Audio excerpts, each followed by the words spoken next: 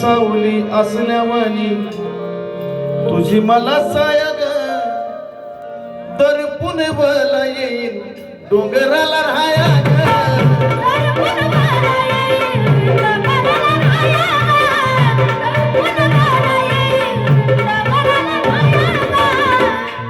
आणि एक सत्य गोष्ट आहे, तू येणाई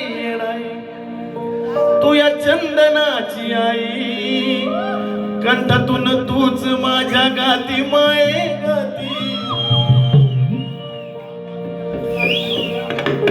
ज्यावेळी येडामाईचं नाव निघतं किंवा येडामाईचं गाणं ज्यावेळेस असतं तर ती माझ्या आवाजातून येडामाईच असते.